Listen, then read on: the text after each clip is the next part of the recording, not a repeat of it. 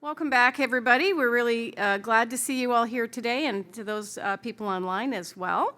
I'm still Gillian Hadfield, and still director and chair, nobody's taken me out yet, of the Schwartz-Reisman Institute. Looking really forward to these sessions today. New questions and challenges, and lots of wonderful sessions. Let's see, is there anything else I want to make sure I say before we get started? No, okay, I think we're just gonna move into our first session, which is, which I think, yeah, I'll stay up here to do the intro. So this first session is on the reward hypothesis, which we got some mention of yesterday.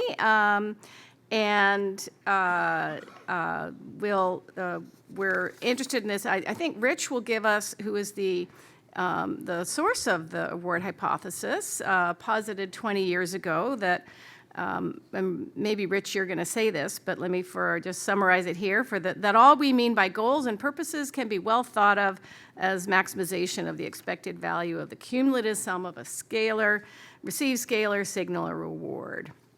So the question that we're going to be discussing is then, is this a good model of reinforcement learning? Is it a good model for understanding human behavior and values? How far can it go? Can it guide normative decision-making for individuals and groups? Totally delighted to have with us on this panel Rich Sutton, who I neglected to actually introduce yesterday when we started our session with Blaise, so my apologies for that, because he is a world-class researcher in reinforcement learning, as well as Chief Scientific Advisor, Fellow, and Canada CFAR AI Chair at AMI, the Alberta Machine Intelligence Institute. He's a professor of computing science at the University of Alberta and a distinguished research scientist at DeepMind. He's been named a Fellow of the Royal Society of Canada, the Association for the Advancement of Artificial Intelligence, and the Canadian Artificial Intelligence Association, where he received a Lifetime Achievement Award in 2018. And as I mentioned yesterday, we're also very delighted he's on our advisory board at Schwartz-Reisman. And joining Rich today is Julia Haas, a senior research scientist in the ethics research team at DeepMind.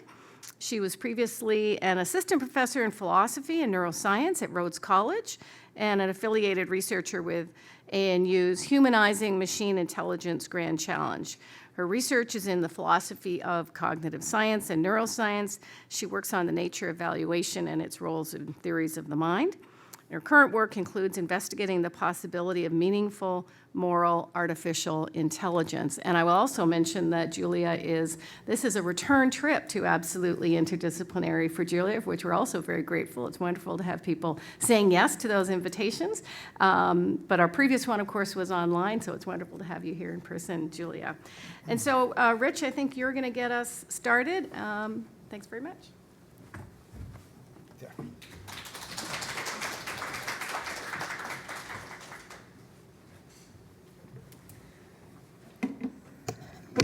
Thank you, Gillian.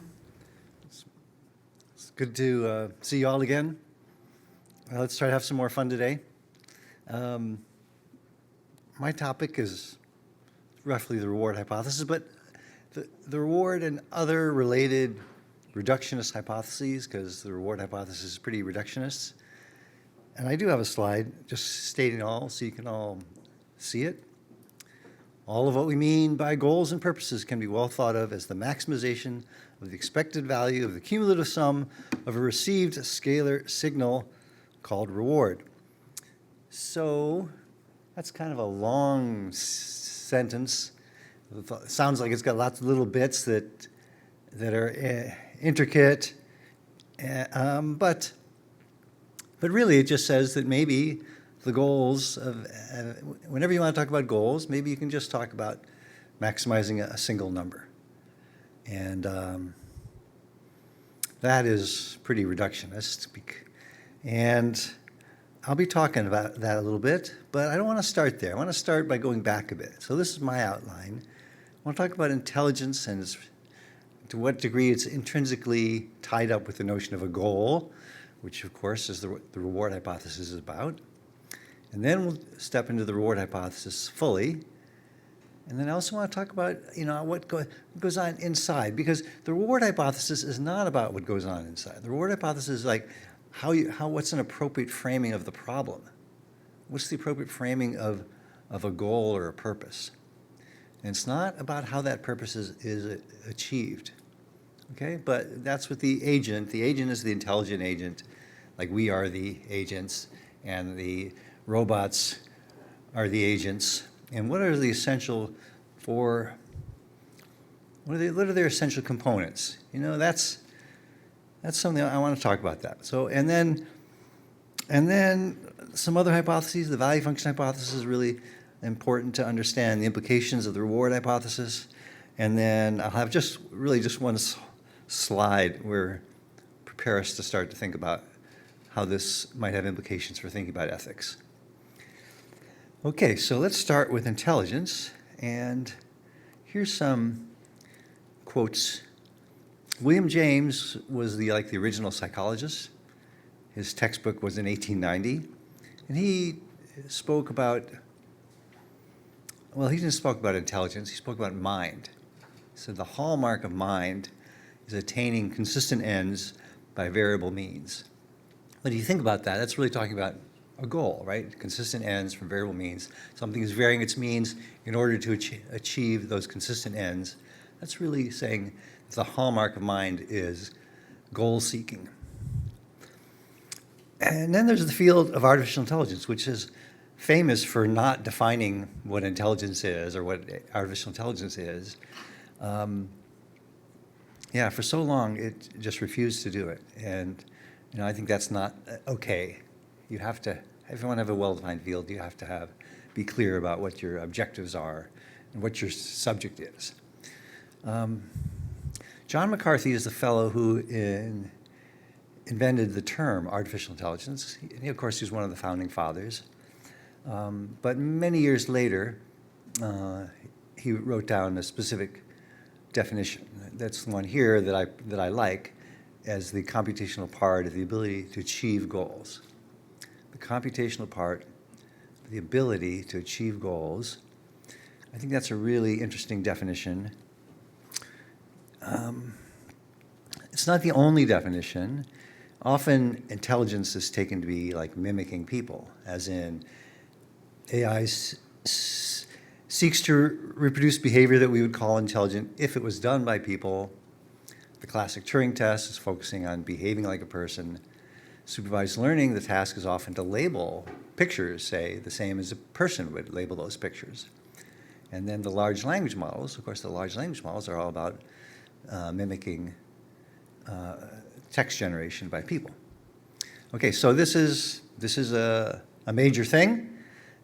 You notice there aren't really any goals involved in mimicking people, except you could say mimicking people is a goal, but really that's not what I think goals are about. Goals are about affecting some change in the world, observing something, and then you're being satisfied that you're mimicking it is not about a change in the world. In fact, think of all those systems that are mimicking, they're not seeking to change their input at all. They're just seeking to mimic it. Okay, anyway, so there's two definitions. One is that intelligence has to do with mimicking people, and the other one is achieving goals. And we might ask, which is better? And I want you to think about that. And so I want us to think about it with a little bit of sophistication. Maybe this is kind of like yesterday. I don't want us to jump to an answer because I want us to think about what it means for there to be an answer. And I don't really have any slides on this, but I do have this slide that just reminds us that a word like intelligence, when you look in the dictionary, you will find multiple definitions.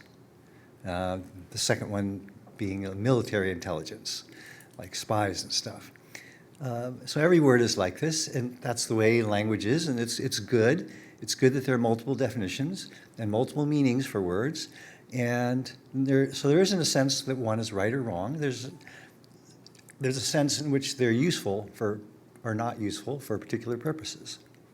So there's a free choice when you define a term. It's a totally free choice. There's no right and there's no wrong in the definition of a word.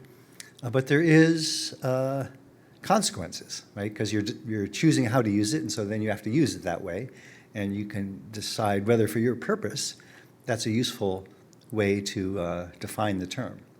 So to the extent there is a right or wrong, it's a sense of whether they're useful, suited to purpose. So now let's go on and try to assess the different meanings. And I want to do that by reference to this quote from Ray Kurzweil. He says that intelligence is the most powerful phenomenon in the universe. So that's not a definition, obviously. It's like a property of what intelligence means something, and then it's claiming that it's powerful. But just take it on its face for a moment. Could intelligence be the most powerful phenomenon in the universe? I mean, what about, black holes and supernova? Supernova, very powerful.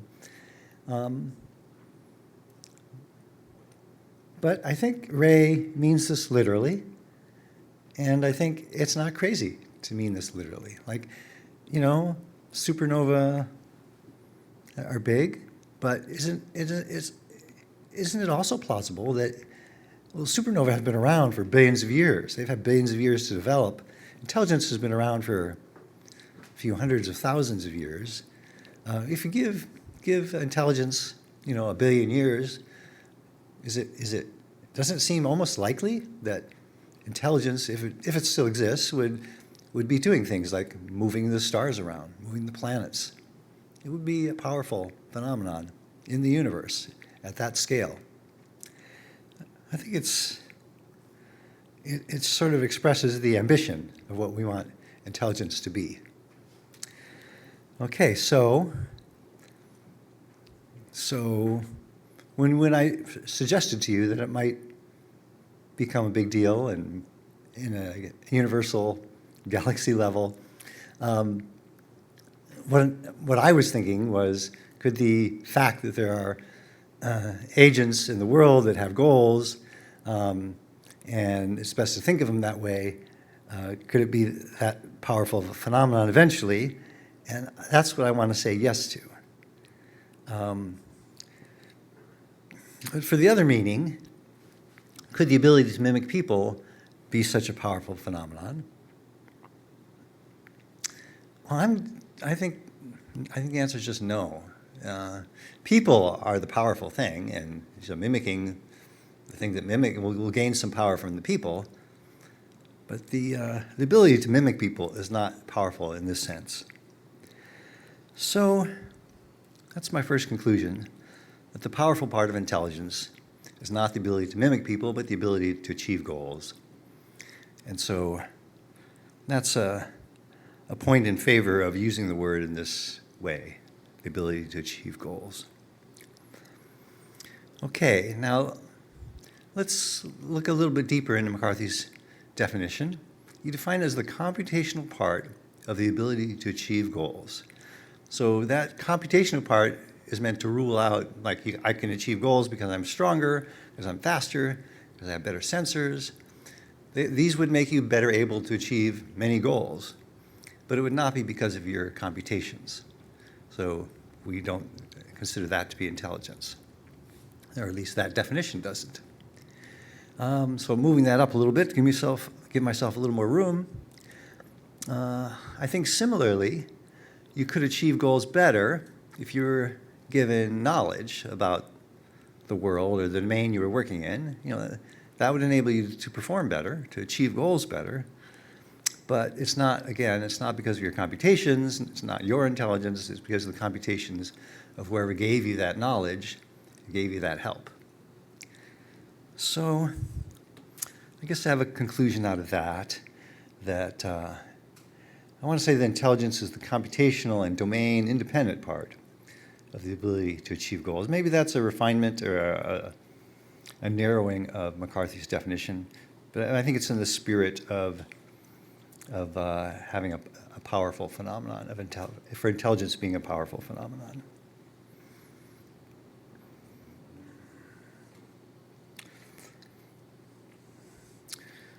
Okay, so just to summarize that, mimicry and domain knowledge are not the powerful part of intelligence.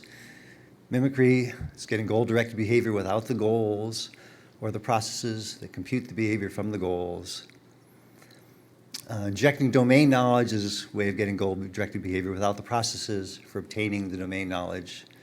So this is sort of the way I understand the limitations of large language models. They are the abilities, but they were given to them, and they don't have the ability to develop that knowledge and that behavior themselves. So they're both incomplete, can't stand on their own.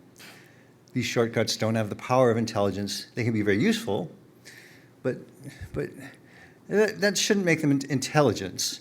Using the word in that way would weaken the search for an understanding of intelligence that's powerful in Kurzweil's sense.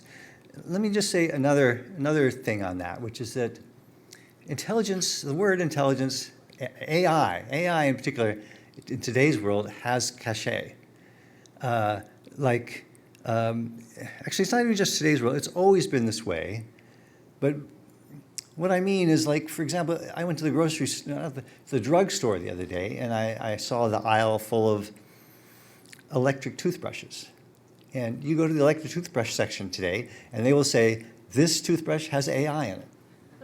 I mean, literally, they will say that. It has cachet. To have AI, to have intelligence, is viewed as a very positive thing, and so everyone wants to be that way. I hear that LG has a clothes washer that has AI in it. In the old days, they used to make computer terminals, and they would call the terminals intelligent terminals, and all they would do, they were only intelligent because they could use multiple fonts. You know, so this has always been the case. And so there's a tendency for everything to become AI. Moore's law, or the generalized Moore's law of increasing computation per dollar that's gone on for 100 years or more, that is all about increasing computation. It's not about increasing, it's not necessarily about increasing AI. So there's a tendency to conflate the two trends, that AI is becoming more important and computation is becoming more plentiful. So everywhere there's computation. And that's what we're seeing with this stretching of the term intelligence to cover everything that just uses computation. I don't think that's a useful direction to stretch the term. Okay. I think now I'm ready for a joke, and so I think I'm ready now to present my joke, or my cartoon. This is my cartoon. You may have seen it. To think that this all began with letting autocomplete finish our sentences. I found this in the New York. I hope I'm not violating important copyright things. Anyway, I really like this cartoon because it's exaggerating. It's making fun of both the positive and the negative hype that's around AI. Right? The positive hype is that autocomplete finishing our sentences will lead to, the robots being super powerful and taking over. And I guess the negative hype is that, if computers become powerful, if robots become powerful, they will subject us all to slavery, as in this picture. Okay, so humor is the best way to purify our thoughts and think about controversial things. Okay, so now I'm ready to talk more specifically about the reward hypothesis, but I hope you've gotten the point. The point, the reward hypothesis is about how we talk about purposes and goals, and intelligence is really centrally about goals and purposes. So if this is true, if it's true that all goals and purposes can be thought of as maximizing a single number in this way, then it means that all of intelligence can be thought of as maximizing a simple number. So this is one of the multiple ways to develop this hypothesis. One is to do it mathematically and formally And like, you know, what's this? What does it mean to have a goal? It's an ordering on possible outcomes, and what are the all possible different ways of doing an ordering? And you're looking at this carefully as a mathematical formal statement, like one might do in economics or the theory of decision making. So that's the work. This idea has been developed in that direction.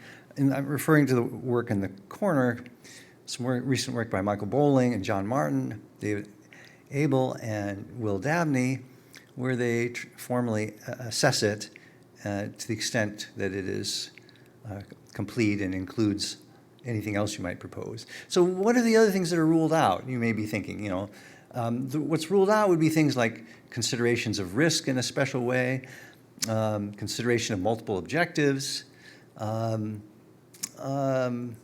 You see, it's all about the expected value rather than the distribution of possibilities. Okay. Now, another hypothesis that's been around, the reward is enough hypothesis, that there's intelligence and all of its associated abilities can be understood as subserving the maximization of reward. So this is very similar. It's almost like the combination of the reward hypothesis and the McCarthy's definition of intelligence. But notice all these things are about the goals, are about the problem. The problem, they're not at all talking about solution methods. They're just saying reward might be enough to motivate and drive the achievement of the associated abilities, whatever they may be. You can understand them as being driven or subserving the maximization of reward. Okay, so now I want to, is reward enough? Is a single number enough? It doesn't, it doesn't seem like enough. I just wanted to bring this on the table. I'm sure you felt that it seems too small. A single number coming from outside the agent. You know, people seem to choose their own goals. I mean, that's one of the biggest things we see from ourselves. We define ourselves by the goals we set out to achieve. Reward just seems too small, too reductive. It's definitely a reductionist hypothesis. And as being reductive, it's kind of demeaning. Surely our goals are grander than maximizing, you know, pleasure and pain or some number. You know, we have things like raising a family, saving the planet, making the world a better place, contributing to human knowledge, not just these small things. So that's really the tension, I think, around the reward hypothesis, that it seems too small, and yet it seems we keep being driven back to it. As we try to get formal, as we try to be clear about goals, we're driven back to it because it's clear, because it's experiential. It kind of grounds things. It gives us a well-defined place to proceed. So now I have a few slides exemplifying how, even though we're uneasy with this idea, we keep coming back to it. We, what is we? I mean, it's an interdisciplinary idea. This is the modern view about how our brains work, is that there is a measure of pleasure and pain, and then there are calculations. I'll get into it a little bit later, but it's totally consistent with this. And not just we, it's like all animals have like a dopamine center, and it has been true that a good way to think about them has been in terms of a scalar outcome. Not entirely. Okay, but let me go through some facts. Some of these slides are a little more detailed than we need, but I just want to refer that within AI, which is also uneasy with the idea of reward, it's become more comfortable with it over time. So the very earliest AI systems were all formulated their goals as attain this state of the world, okay, which is very different from maximize this number coming into your mind.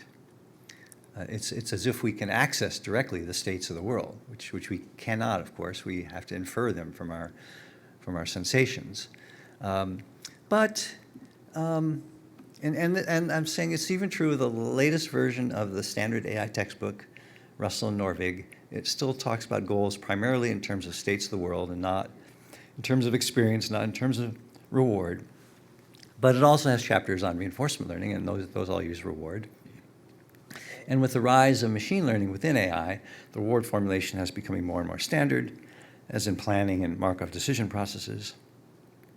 And we can look at Jan LeCun. Jan LeCun, who's sort of an anti-reinforcement learning person, he now admits that if the mind is a cake, this is his metaphor, is that if the mind is a cake, then reinforcement learning is a tiny part of it. It's like the cherry on top. But he thinks that reinforcement learning, he acknowledges that reinforcement learning is necessary because goals are necessary. And either the substance of the cake is maybe doing prediction or unsupervised learning. And so those parts are not goal-oriented. They're just trying to predict and understand the world. And I shouldn't say just. They're trying to predict, and they're trying to understand the world and model the world. Those don't have goals in them. They're just, I said it again, just. You got to watch out for that little word just. They are understanding the truth of the world as separate from trying to direct that in any particular way. Okay, but anyway, he's got the cherry on the top, and to me, it's a cherry on the top of the cake, so it's pretty important. Here's another one from classic AI, artificial intelligence. There's these cognitive architectures since the 80s. They're very symbolic. They're using production rules. And since about 2008, they've included reward as part of it, as a basis for the goals of the system. So single numbers have becoming more prominent in AI as a formulation of the goal.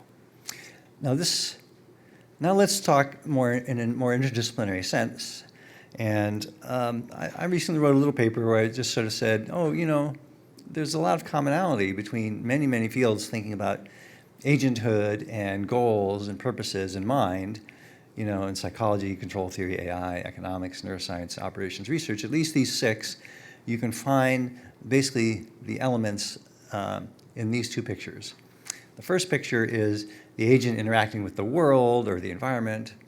And so this is the basic picture of a decision maker. He sees information from the world, his observations, and he picks actions, and then he gets back a scalar measure of performance when the objective is to maximize it. That's sort of accepting the reward framework.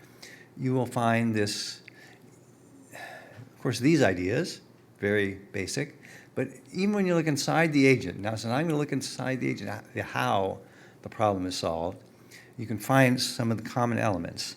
And so there are 4 of them, but let's talk first about the core 2. So I'm going to block some of these out. Yeah. The core 2 is the perception and the policy, the reactive policy. So perception takes in observation. So observations are like, your sensory input. And from that, you construct a sense of where you are. That's the state representation. And then you choose what to do based upon the state representation. The difference between the 2 boxes is that the policy is memoryless. Right? You can't use old states to decide what you're going to do now. The whole point of a state is it says, this is where I am now. I should decide what to do based on where I am now. It's the job of perception to construct that sense of where you are now. So perception is recurrent. It involves the last thing you did, the last observation, and the previous state. Now, this is a complete behaving system. Observation comes in, flows through perception and the policy, produces an action. That's all you need to be a complete behaving system. And this reward is kind of hanging out there. It's not really doing anything. And that's because this is a complete behaving system, but not a system that's made up for changing what that system does. So let me do one more dig at large language models. They are this part. They are a way of transforming the sequence of words into a memory of where you are, and then deciding which word to output. But it's not a way of changing that. There isn't once your large language model is in place, is running in the world, it can't change. It's just these two parts. Now you can change in the sense that perception can accumulate a more refined state as you get more observations, but you can't get a change in the policy, for example, or a change in the function that is implemented as perception. Maybe I'll dwell on this a little bit more on the interdisciplinary aspect. So we see, just remember that all these different fields use different names. Like if you're in psychology, you talk about, instead of the action, you talk about the response. And in control theory, you would talk about the control. Instead of the policy, they talk about the control law. Instead of perception in control theory, they talk about a state estimation box. In psychology, the observation would be a stimulus, and the reward might be reward, but actually the subtleties of the connotations of the word are somewhat different in psychology.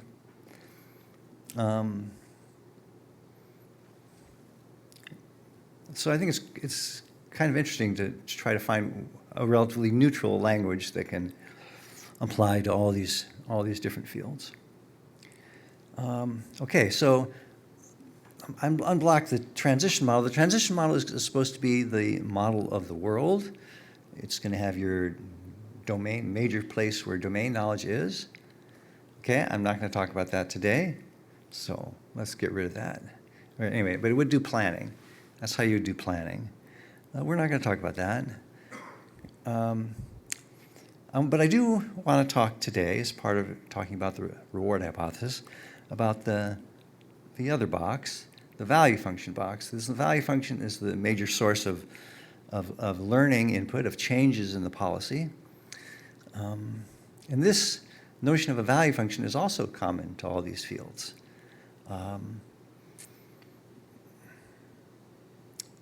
AI, through reinforcement learning, has value functions. Psychology has reinforcers and secondary reinforcers, and it's built up in the same way. And there are issues of proxy objective functions in control theory that are all about constructing value functions. So what is this value function thing? Let's talk about that. But I couldn't resist. I got in this extra slide where it does remind me to say one important thing, that even though there's only one objective, the reward, to maximize reward, the agent can, well, as means, as solution strategies, it might pose subproblems for itself, other problems for itself. Like you might learn how to walk, or how to drink a glass, or how to navigate to the monk school. You learn all those things, but they're not your main task. But it might, if you learn how to do those things, it may be useful for solving the main task. So my theory of mind, and the next step of that theory would be that we pose subproblems for ourselves and solve those, and then use those skills that we develop working on the subproblems in order to solve the real problem, which is to maximize reward. Okay, so value functions. We're getting almost done. Value functions. So reward and value. Reward defines what's good. So we seek a policy that maximizes reward. That's done, defining the problem. But reward is often delayed, and that makes it hard to learn a policy using reward. And so instead of working directly with reward, value functions map states to predictions of the future reward. If you have prediction of the future, that includes the delay.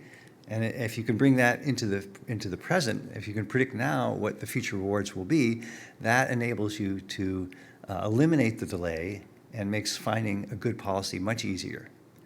Maybe that's intuitive. I always think about playing chess. The reward is checkmating your opponent. And so then you get maybe a +1 for checkmating, a -1 for losing, and a 0 for drawing. So that is, and of course, formally, you get a reward all during the game, but they're all 0, and you only get an interesting reward at the end. And so there's a delay between any good move or poor move you might make early in the game and whether you won or you lost. And so, of course, what we would all do is we would learn to predict, am I going to be checkmated in this game? Okay, so that's a prediction of the future, and it's often called an evaluation function or a value function. It's a prediction of the reward. And so I think well, this is the value function hypothesis, is that forming such value, I guess that's right on my slide here. The value function hypothesis is that all efficient methods for solving sequential decision problems, which is what just means decision problems over and over again through time, they learn or compute value functions as an intermediate solution step. So when you're going to play chess, you learn the sense of, am I winning or losing? And then, when you make a bad move and now you thought you were winning and now you're losing, you then know that's the critical part where you made the mistake, and you can use that to assign credit to your policy and change your policy in a much better way. Okay, so that all sounds awfully technical. Let's go back to philosophy, go back to Plato. You can find in Plato talking about good and evil and pleasure and pain. And he will say things that are a lot like this. These are some quotes. Even enjoying yourself you call evil whenever it leads to the loss of a pleasure greater than its own, or it lays up pains that outweigh its pleasures. Isn't it the same when we turn back to pain? To suffer pain you call good when it either rids us of greater pains than its own or leads to pleasures that outweigh them. So what is he saying? He's saying good and evil are about the sum of upcoming reward, which is what we try to predict with a value function. So basically it's all hedonism. It's all hedonism, but value functions make it hedonism with foresight. Okay, that's the story, the main story of reward and value, how we use them in decision-making to change our policies. But I want to try to do one more thing, to get you to understand the way it works and a little bit more.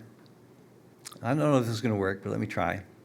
I call it the mystery of expectation and reinforcement. Now, superficially, those are new topics. I haven't talked about expectation and haven't talked about reinforcement.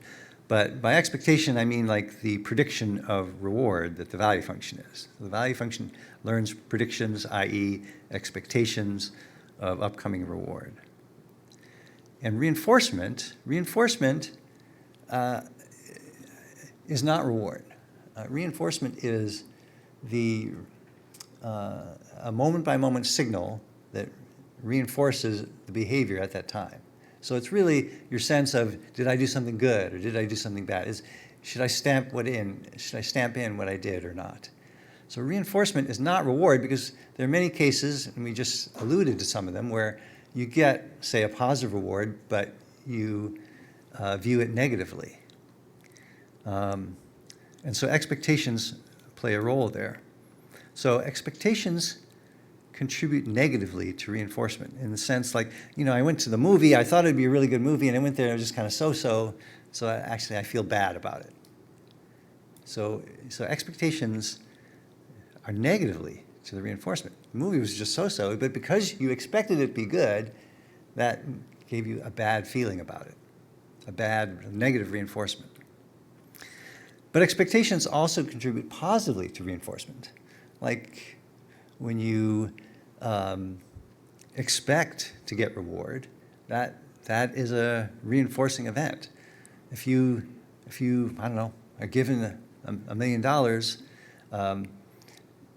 that's a good thing, okay? But it's actually not reward. Reward becomes because you expect to have $1 million and be able to use it, to buy good food or anything you might want. So that would be the reward. And the expectations are also positive. And so that's the mystery. How can expectations contribute both positively and negatively?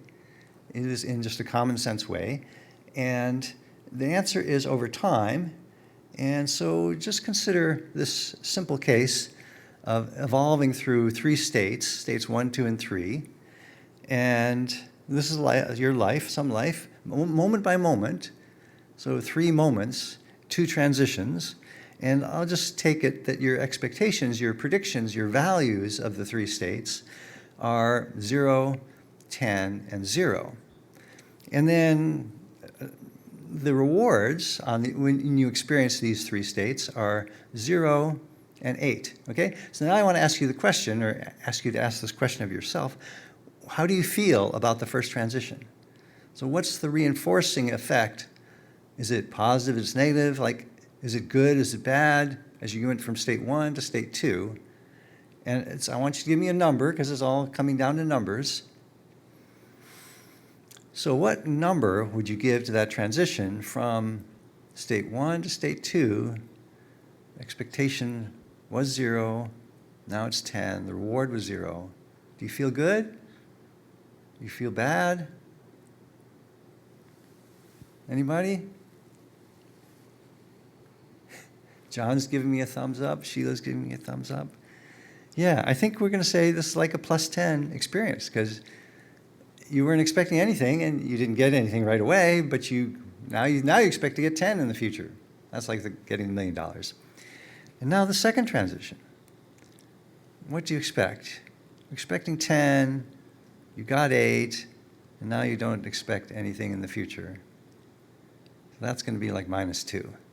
Okay? So does that all make sense? It's very intuitive? Okay? So if you just make a formula out of what you've just understood as obviously what should happen, you're going to end up with temporal difference learning, the fundamental algorithm of reinforcement learning. Okay? So the thing you just formed in your head was that the reinforcement is, sure, it's the reward, but beyond that, it's the change in your expectation from one time step to the next. Has the expectation gone up? Has it gone down? And so it's the sum of the reward and the change in the expectation. Because it's a change, it's a temporal difference. Temporal difference just means time difference, which is just change. It's the change in your expectation contributes to the reinforcement. And so this is the temporal difference error, and also called the reward prediction error. And I need to finish up, but I did want to mention, since it's such an interdisciplinary conference, that this theory of brain systems as following TD learning is one of the most important interactions ever between engineering sciences and neuroscience. It's a big, big thing around the turn of the century. And finally, my last slide is on ethics. So what we've talked about, rewards are a good way to think about the ultimate goal, and value functions, which are predictions of reward, are a good way to think about how that goal is achieved. All this is neat and complete. It's a good theory of a single agent's decision-making, but it doesn't have what we would expect, or what we might hope to get from a theory of ethics, is that there would be some universality to it. There would be a reason for different agents to have similar values. You know, that's what I understand ethics to be about. It's when we reach for some universality rather than just an individual, and what we have so far doesn't have any element of that. And I'm going to now admit that I have no sense how any universality could occur. And so I want to propose that maybe there is no universality. There doesn't need to be universality for there to be ethics. Maybe we just, many of us have, there's an aspect of what we do of commonality between many people, and that's what ethics is about. So this is a reductionist hypothesis again, that maybe ethics is just values that happen to be held in common by many agents. And so even things that are held in common by many agents won't be held in common by all agents. The lion and the gazelle will have different values. So that's really all I wanted to say. And I thought it would be a good basis for starting a discussion of ethics. And thank you very much. Julia, you're up.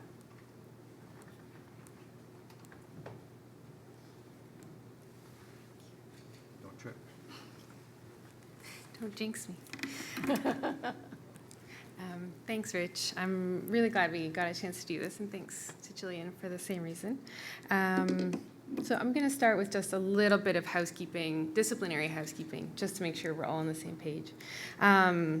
So like any paradigm, reinforcement learning is going to have certain technical and foundational commitments, and then lots of different versions of those frameworks are going to add certain assumptions and relax others.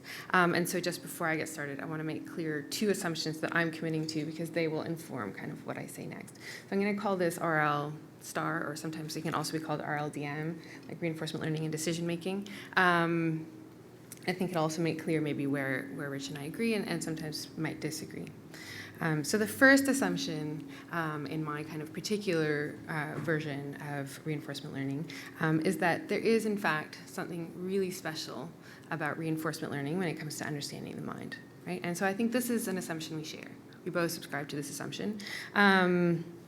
Peter Diane, who just got mentioned and put up as like a little plastic bobblehead, and Yael Niv put forward something like the following claim. So reinforcement learning algorithms, such as the temporal difference learning rule, appear to be directly instantiated in neural mechanisms, such as the phasic activity of dopamine neurons. That reinforcement learning appears to be so transparently embedded has made it possible to use it in a much more immediate way to make hypotheses about and retrodictive and predictive interpretations of a wealth of behavioral and neural data collected in a huge range of paradigms and systems, right? So there's this... Is the sound coming out all right? Yeah, I've been wondering that too, Good. so thanks, Rich. There's a star beside instantiated for the philosophers of science in the room. Just relax about that. It doesn't matter. We can just say, look, reinforcement learning is shockingly, surprisingly good about capturing something of the mind. We don't have to commit to instantiate it. It's one of those weasel words we talked about yesterday. It's a quote from them, but that's just not what we want to talk about here.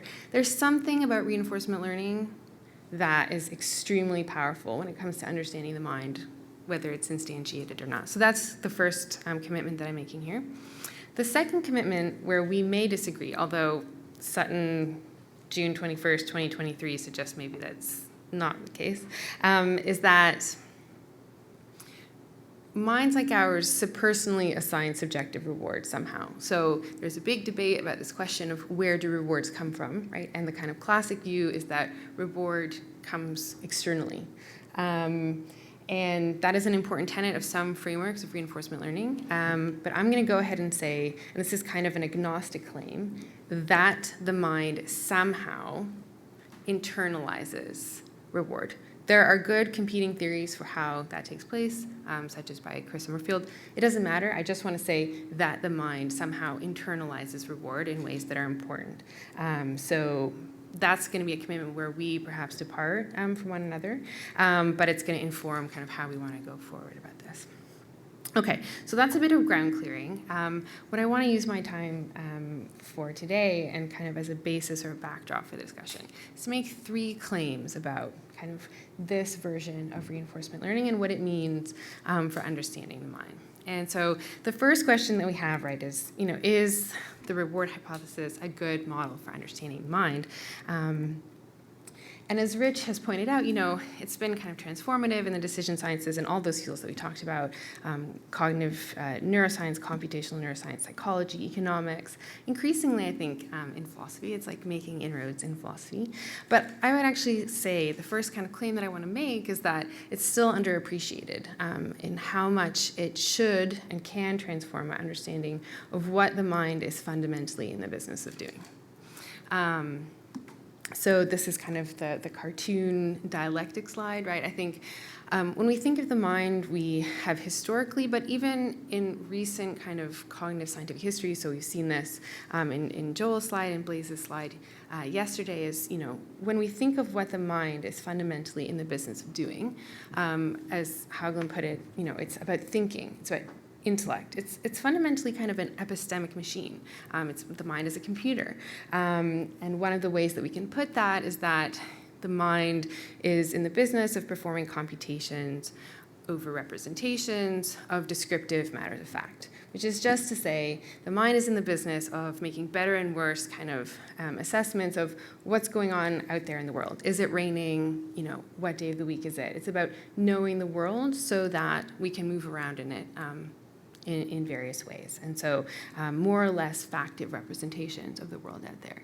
And I hope Blaze's ears are ringing right now because he basically went up yesterday and said, maximum entropy, Friston, all these people, a new way of putting these kind of very epistemic conceptions of the mind is that it's all about prediction. The mind is a prediction machine, and all we do is make predictions about what's out there in the world, and we update them.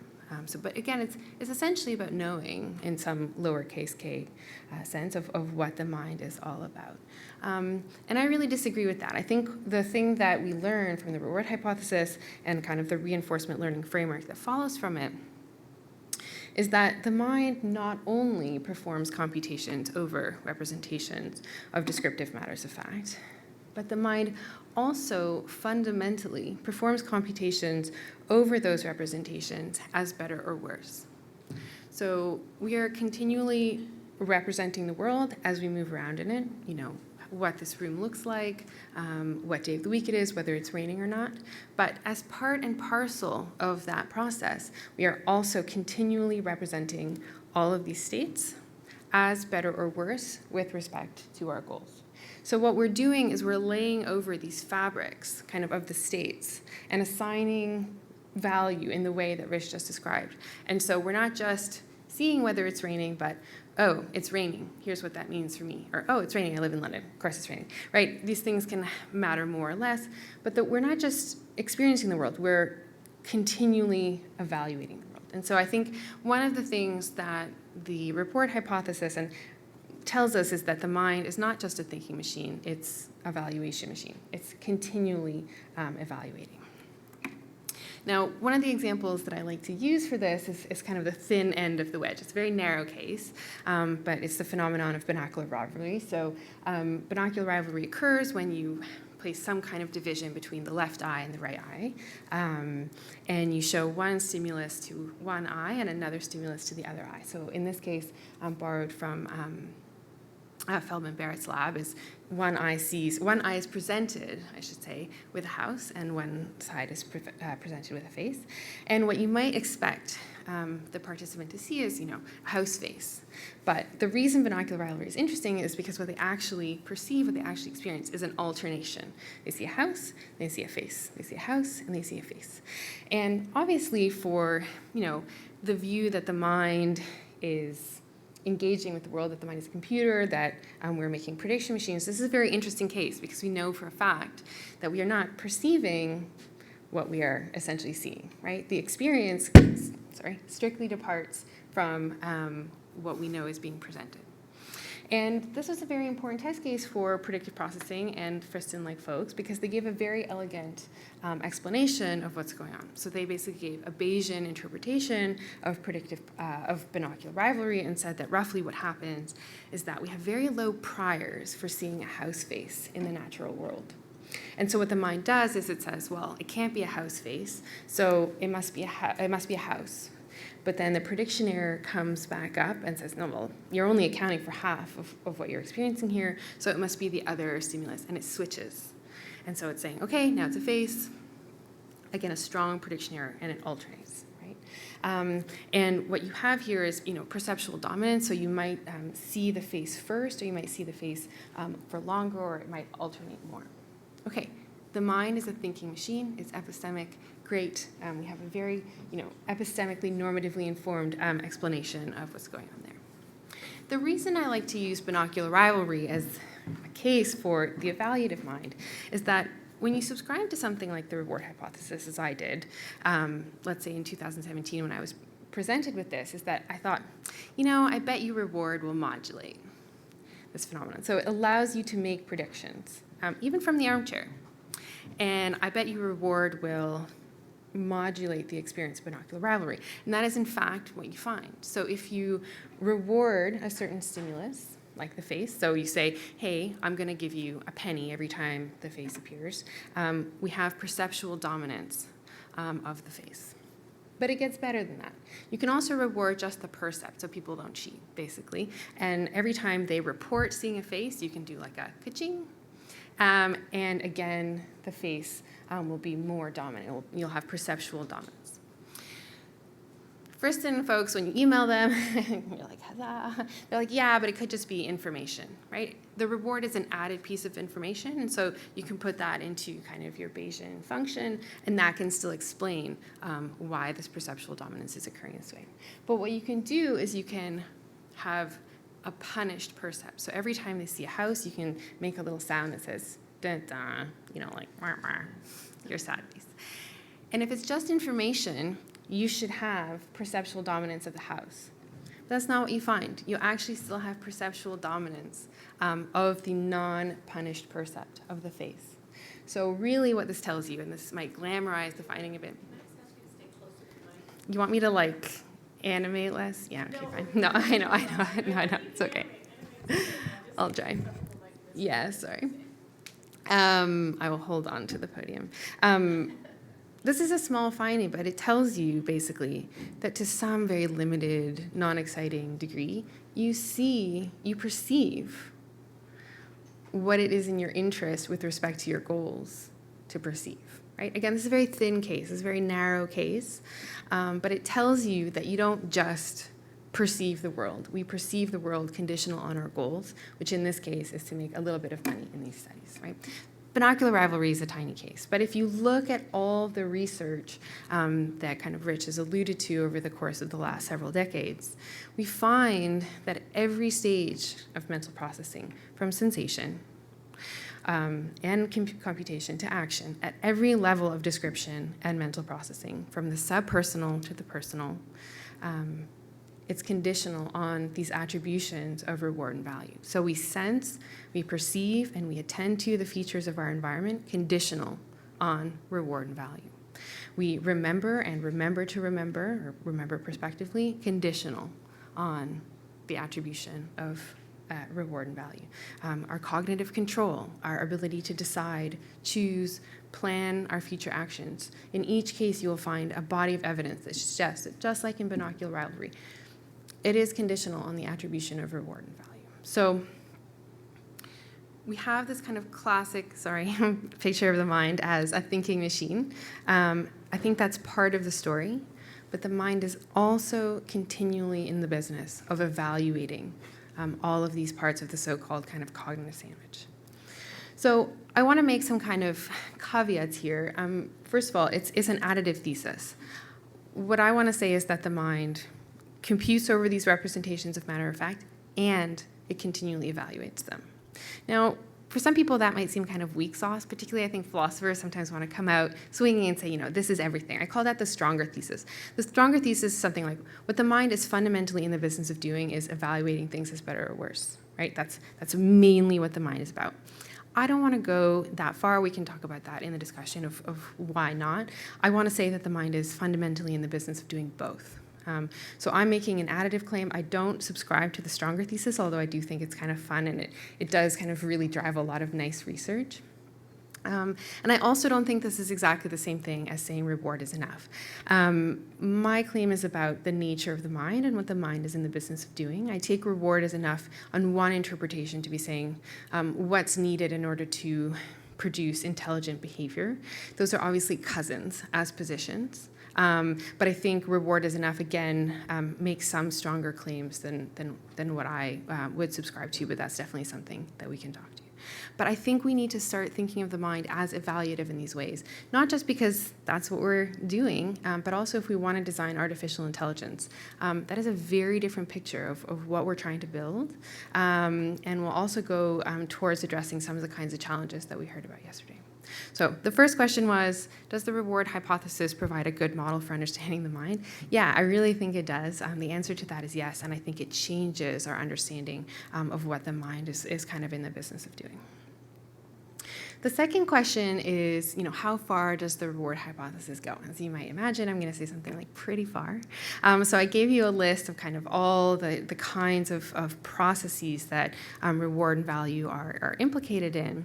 And you can kind of see that a lot of these are sort of, so-called low-level cognitive capacities, but all the way kind of extending into sort of high-level cognitive capacities that people might be interested in. And so I don't want to go into that too much, but I want to focus on what you might think as one of the kind of crown jewels of the human mind, right, which is our ability to have moral experiences. If there's anything that we might want to think is special about how the mind works, one would be language. I'm not going to talk about that after yesterday. But another one might be our ability to have moral experiences. So when I say moral cognition, I mean something quite straightforward. It's the capacity to create and respond to situations of moral significance. So let me give you an example. It's nothing fancy. My sister Barbara goes to buy a coffee at a coffee shop, and she can make the following decision. She can buy the more expensive fair trade coffee, or she can buy the cheaper commercially sourced coffee, right? And she can stand in line, she can make that decision, and she realistically probably buys the cheaper commercially sourced coffee. Sorry, Barbara. But that is an example of moral cognition. She's not making a decision about a trolley problem or anything like that. These are the everyday, routine, moral experiences that we have that we make like this, and that's the kind of thing that I have in mind when I'm talking about moral cognition. So again, there are kind of quite well-established received views on kind of how our moral cognition works, what the mechanisms behind that are. And so, again, this isn't actually even too much of a cartoon. I think we have kind of these rationalist, inferentialist views where the idea is that Barbara does or doesn't buy the fair trade coffee based on the belief or set of beliefs that something is the right thing to do, and then it will kind of follow from her knowledge about a particular situation. On the other end of that dichotomy, there's this idea that Barbara might do or not do the right thing because of her moral emotions. She might feel empathy towards the workers or not. So an agent has the fitting moral emotion or emotions that something is the right thing to do.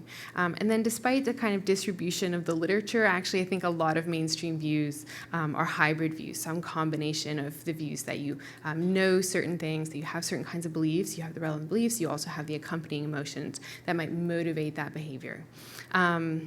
And we should definitely talk about that Plato slide. But without going all the way back to Plato, I think these have been kind of the main alternatives in understanding moral psychology and understanding our moral cognition. I think the reward hypothesis suggests that there's a kind of a new player on the scene, and that moral cognition is in fact constituted by the subpersonal attribution of goal and context-dependent subjective reward and value. So again, that familiar phrase that we see what we need to see in binocular rivalry is actually one important ingredient. That mechanism is also driving our experiences of saying something like, that's just wrong, that's morally disgusting, I really ought to be doing this thing.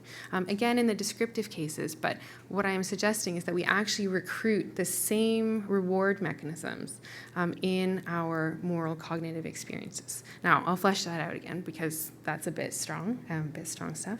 But what I want to suggest is that there is quite a lot of flattening going on here, right? So, in fact, when you are experiencing something as right or wrong, you are attributing reward and value. You are laying that fabric in just the same way in a moral context with moral determinants, like something like fairness, something like honesty, as you are when you are just choosing between, left and right, tea or coffee.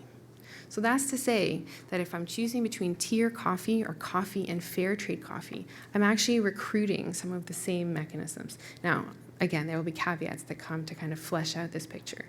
But this is an important flattening of our understanding of what's going on in our moral psychology, in our moral cognitive experiences. And you might think, okay, but I really feel strongly about certain moral propositions, and I don't feel particularly strongly about tea or coffee or something like that. And sort of the second thesis of this view is that reward and value, the strength of the reward and value, are actually the source of our moral motivational force. So through our evolutionary history and through our upbringing, certain things are reinforced to be extremely important, to be absolute no-nos or absolute musts, and that these are the sources of why we sometimes feel that something is right or wrong, and why we experience things as something we really ought to do. Again, this is not a normative ought, but it's the feeling of, I really should call my grandmother, or something like that. It's because the driving mechanism here is, again, the reward and the value, not my emotions, not my knowledge, though again, I'll build a kind of more complete puzzle there. And so this is kind of one of the things that fundamentally differentiates between something like our social and our moral values, right? We know we shouldn't wear white after Labor Day, or we did know that once when I was like 5. That has some force, but it has much different force from, it's wrong to lie. And that is, I think, a function of the strength of the value that has been attributed to that over the course of our lifetime experiences, our educations, our philosophical conversations, and things like that. So it's a source of the strength of the moral motivational force. Now, this is pretty quick, and again, I'm going to flesh out the picture in a second, but I think this kind of view starts to account for features of our moral psychology that the kind of rationalist, inferentialist views and the sentimentalist views don't account for. So it accounts for something like the multidimensional nature. It's hard to explain the Barbara fair trade coffee case with just the emotions, right? There's lots of features that need to be weighed off there that a kind of complex weighting of our values allows us to explain. It explains why sometimes she buys fair trade coffee and sometimes she doesn't. Why we have cross-cultural values, so we have themes in our values, so all communities, value honesty, but what it means to be honest or what it means to murder or what counts as incest is going to vary, and that's because we share some of these mechanisms, but how we tune them up is going to really depend on the community and the culture. Same with moral learning. It's going to allow us to understand kind of what counts as morally exceptional, right? Where people stand up against all kinds of opposition and costs, but we're going to kind of place a very high value on a certain principle and stand by that principle through that strong moral motivational force. And I think kind of one of the more complex but also more compelling kind of pieces of evidence for a view like this is what happens when we have failures in our moral cognition. We make errors, we have dysfunctions, and sometimes we have pathologies in our moral cognition. And one of the interesting things is that these seem to rise and fall with dysfunctions in our reward systems, in our reward mechanisms, in ways that we wouldn't necessarily expect to see otherwise. So I think I do want to specify that I think is a part of the puzzle. Again, it's going to be an inclusive view in the same way that the evaluative mind is an inclusive view. That's not to say that we don't have any place for the emotions in our moral cognitive experiences. It doesn't mean that we don't reason and read philosophy and things like this. But when you're standing in the coffee shop and you're trying to decide whether you're making, whether you're going to buy the fair trade coffee or not, what you're recruiting there are your valuation systems and your lifelong experiences of what you value and what we attribute our values over. Now, I think one key open question here is, what do we attribute those rewards and values over? Is it to states? Is it to state action pairs? Is it to abstract ideas? Is it possible that philosophers, for example, have learned to attribute a high amount of value just to the concept of justice and the existence of justice in the world, right? I think these are important questions of how exactly it plays out. But I think, and here I will take a dig actually at that Plato slide, it's not about pleasure and pain, actually. I think pleasure, so I follow Kent Berridge here in distinguishing between pleasure and pain and reward and punishment, or reward and disappointment. And I think our moral cognitive theories have been based on what we can introspect.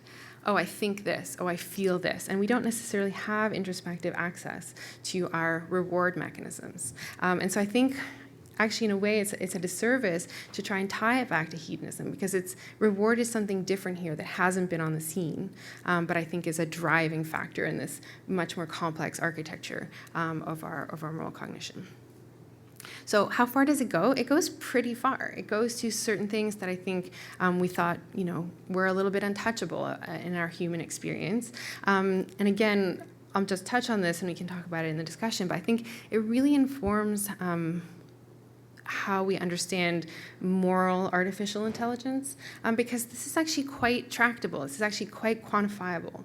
We can actually go much further in understanding what works and what doesn't work in our moral cognition, because we have this nice quantifiable computational theory.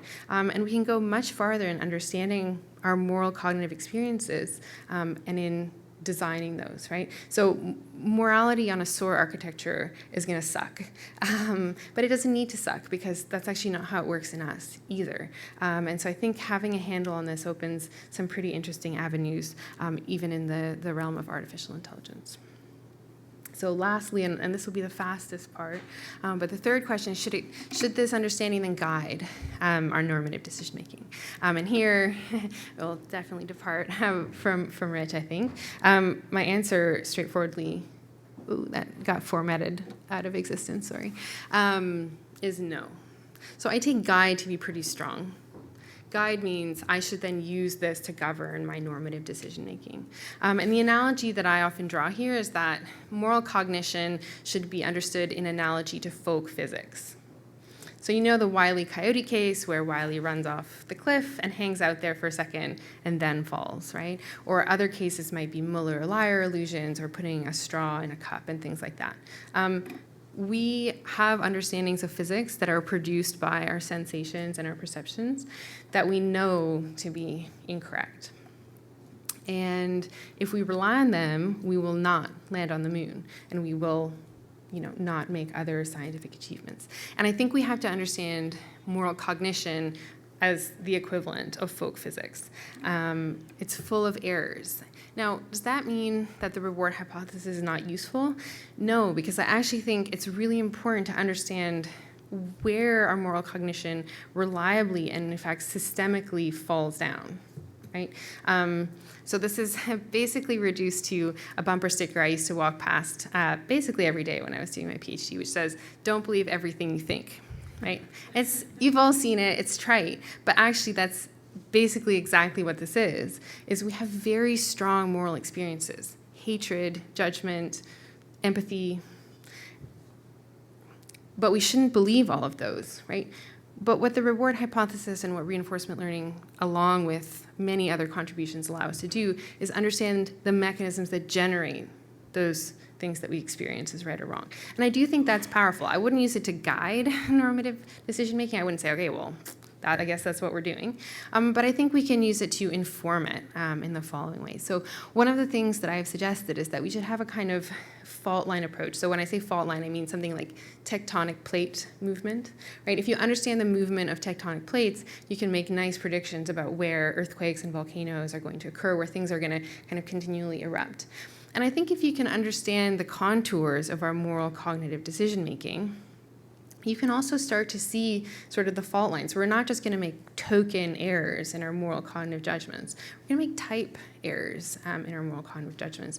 And I think we can use that to inform then the kinds of things. Because I think in sort of everyday life, we really do take our moral cognitive experiences at face value with one another, and I think that's a mistake.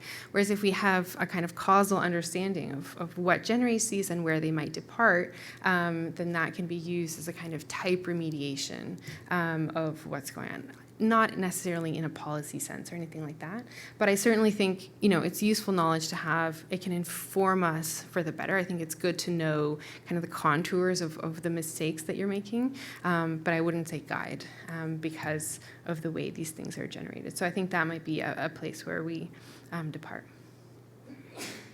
Thanks. So yeah, I think it's pretty productive.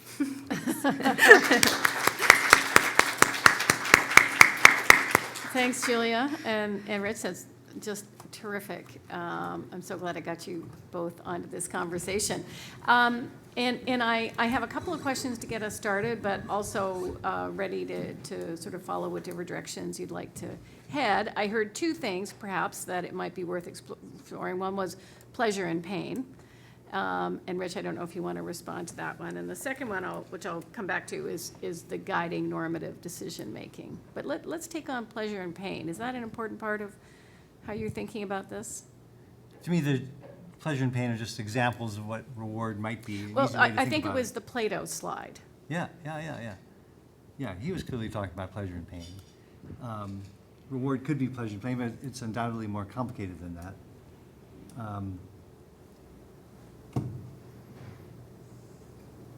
And I agree with you that we don't know what our reward signal is. We don't have introspective access to it.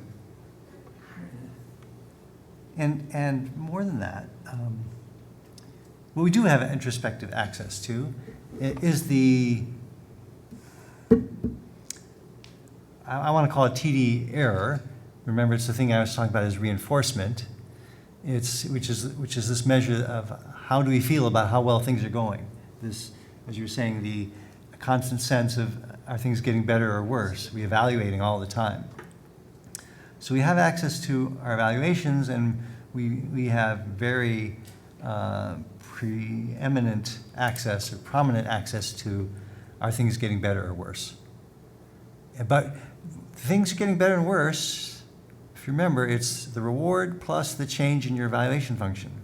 And so these two things, the reward and the change in your evaluation, these two are mixed together. And so when you feel good or feel bad, you don't really know if it's because the reward was high or the change in evaluation was high.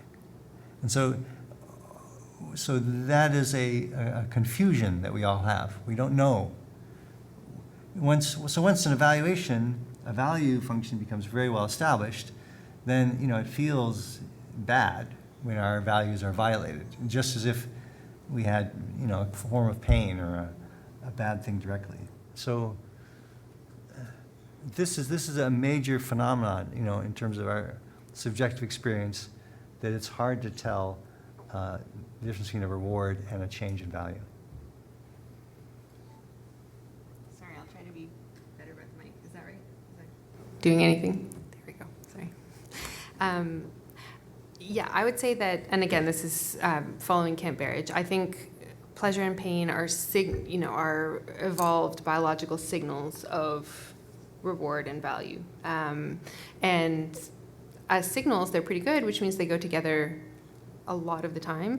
I think one of the cases that Berridge talks about is the case of, for example, this might be David Reddish talking about cases of addiction to heroin, where the signals and the reward and disappointment come apart. So you very clearly start to have not pleasurable experiences when you become a heroin addict, but the reward is so strong that you continue to do it, right? Heroin is basically ruining your life, but because it's hijacked the reward mechanisms, you continue. So these are kind of edge cases. But I mean, I think one of the powers of like the reward hypothesis, but also the scientific process and that discovery that you're talking about with Peter Dyan and others, is that it really gets at an important part of our kind of mechanistic composition that we don't have direct introspective access to, but where there are departures between what a hedonistic or pleasure and pain-based view would predict about us and what the reward view would predict about us. And clearly the reward view makes better predictions, is better supported by the evidence. And so it's kind of funny saying this to you, but I would say there's no reason to lean into the pleasure and pain because reward actually provides a better model in some cases, even though they often walk together in the case. So you're thinking it's important to keep the distinction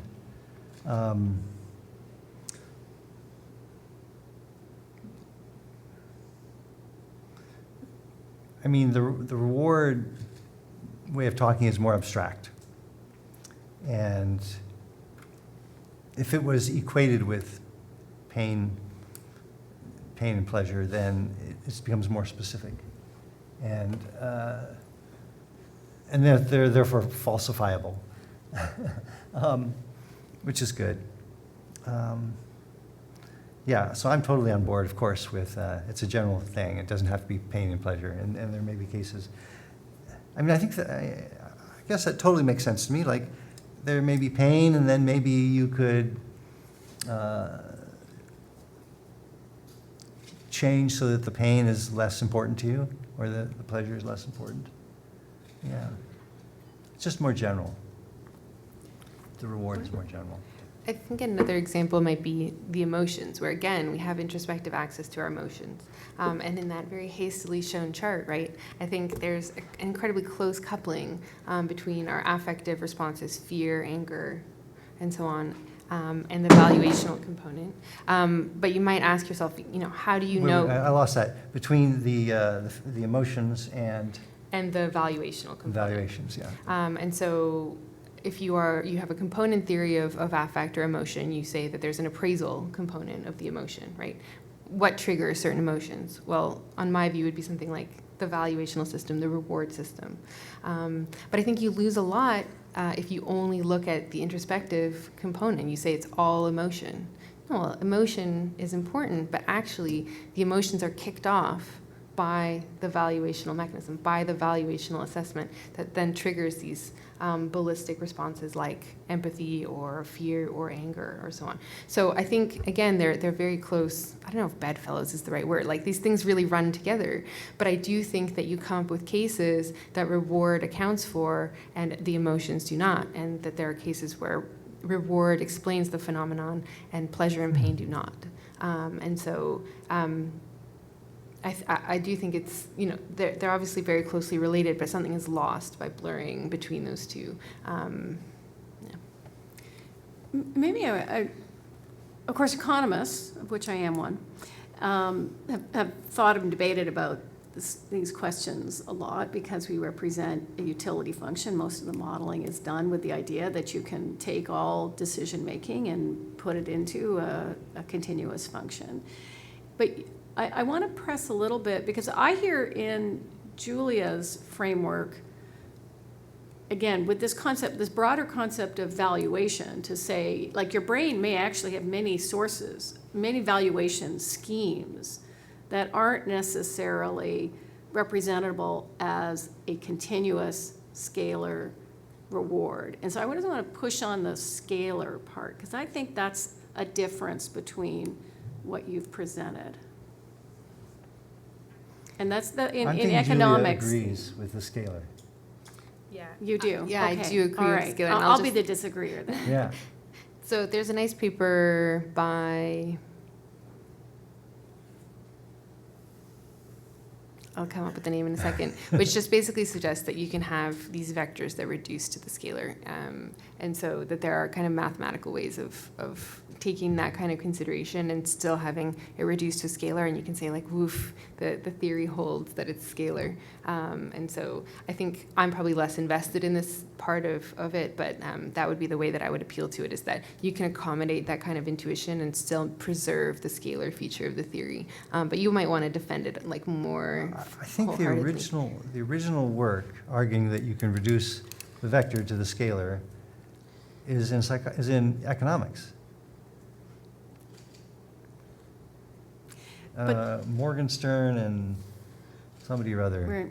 You know. Well, yes, so I'm saying there's a debate in economics about, but by far the dominant neoclassical economics is that you can do that. Yeah. But there's also a different project in economics, which is we're trying to build models that will predict the way humans and entities composed of humans, like markets, will behave. And so then when you say it's enough, you're saying, oh, it's good enough to be predictive. And so one of the things I think about is how much are we taking that and now saying, well, this is the way valuation works in human societies, in the human and inhuman societies. And I guess I want to put a wedge in there to say, it could be that I could predict pretty well even if values are incommensurate and can't be reduced to a trade-off. Nonetheless, at the end of the day, I'm just predicting, are you going to choose this or this? So I could have a representation that worked for that predictive exercise. So all bets are off when you have groups. The basic theory is the theory of an individual, and yet we want to move to say something interesting about groups, or to ask if it's possible to say anything normative, or Yeah, can we say something normative? Normative, so what does this mean? This mean, I think, and the definition I'll give will be reductive again. So,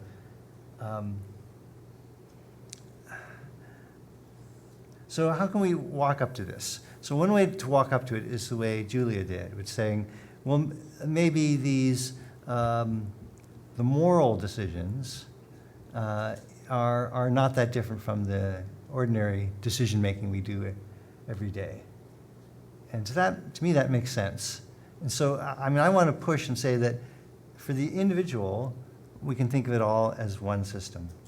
Now, to make it a little bit more acceptable to you that it might be that way, I want you to remember that the value judgments as well as the policy, but the value judgments are compiled. They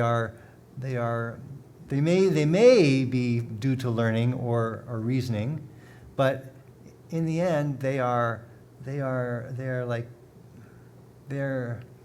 hard-coded and they're automatic and they're intuitive. They're not, the reasons for them are no longer present.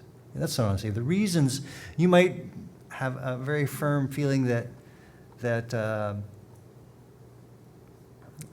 children should have a loving parent, and you might not have anymore have the reasons for that belief. You just believe it really strongly, and maybe there was a reason for it. Maybe you had experience, or you've seen people, or you've done some reasoning process and you came up with a reason. But now you just know you have this belief, and so this is why we tend to think of values as core things and more emotional, because we don't have the reasons. Now, it doesn't mean we lost the reasons. You know, maybe the reasons were built into us by evolution.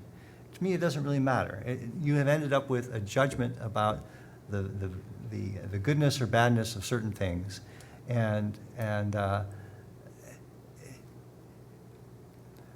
nevertheless, a good way to think about them maybe as a prediction of the likely rewards for being in that state or acting in that way. And to me, that's a really exciting hypothesis that you might be able to think about of all the judgments that people make, including their moral ones, in terms of a single framework. And so I want to separate that. Is that impressive? And I feel you, from your talk, that you were like trying to lead us that way. And so I want to separate that. There are two big things to talk about. Does that make sense? Okay. And then, if that makes sense, what about when you have multiple agents? And we ask the question of universality and normative judgments. So are we at the, are we ready to, have we accepted the first thing, and are we ready to do the second thing? Are we still unsure? And I'm going to ask you, everyone, anyway, these two steps. Are we ready? So can I just jump in on that real quick? Because I think there's a step between, is that okay? Yeah, no, that's great, and then I'll go to questions. Definitely. So I like this idea of reasons are no longer present. So on the slide, I didn't have time to talk about it, but I had this case of moral dumbfounding. So moral dumbfounding is when you give people scenarios like,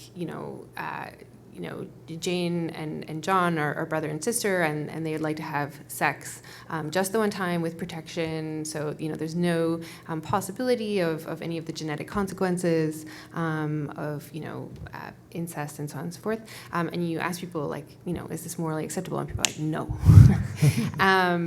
And you ask them, and they'll give you kinds of reasons, but they can't really. So it's this dumbfounding case where you're like, yeah, okay, there should be everything fine with this. The other cases are like having sex with a chicken. Anyway, there's just some stuff going on in the lab there that came up with these examples. But there's strong cases. We have the responses. And I really like this way of putting it. The reasons are no longer present, right? The reasons are good reasons, but they're no longer present in this case because if John and Jane or whatever I said use contraception, then this evolved reason for why we're morally opposed to incest is no longer there. But that's actually a really important junction, right? That suggests that those intuitions maybe over the course of evolution are a good signal of reward or not, but that there are departures from that.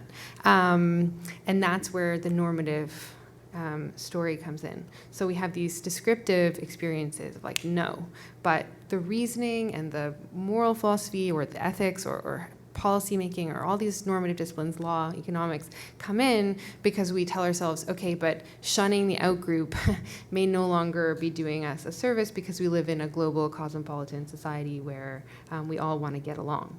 And who's getting along there is all of a sudden a much bigger group. And so I think you can have a part of that first story, which is radical in and of itself, but not necessarily follow it all the way to step 2, because sometimes we believe things that are just silly, like you shouldn't have sex with a chicken, which you should not. So I'm gonna just throw out there, and then I'll come to the audience, and I may want to put Joel and Will on the spot on this one as well. But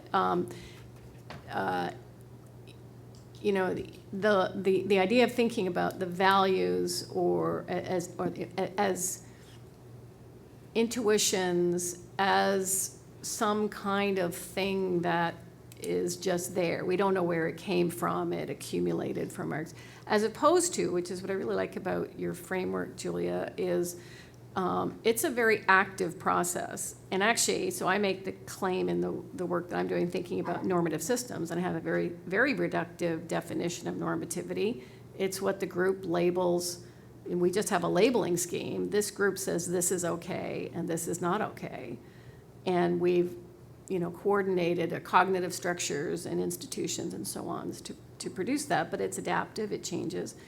We get angry about rule violations, but you can go to a different environment where the rule is different, and you used to get mad when people came into the building with shorts on, and now you don't, right? And so I think it's very much a processing of the information from the group. So it's a group thing. It's a particular group. All groups don't have to agree. And No, even exactly. a single group may change its mind over time. Yes, and that's actually a complex system to understand how that functions. And the silly rules about chickens, for example, are something that I've thought a fair bit about. But I want to make sure we get, because I know that there's lots of provocations for our audience here to contribute on. So let me open it up here. Go to Jennifer first. So thank you both so Yes, and do wait for the mic. So Thank you we're both so online. much for that.